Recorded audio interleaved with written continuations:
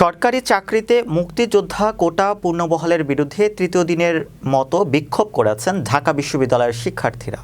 আজ রবিবার বেলা ১১টায় শিক্ষার্থীরা কেন্দ্রীয় লাইব্রেরির সামনে জড়ো হন।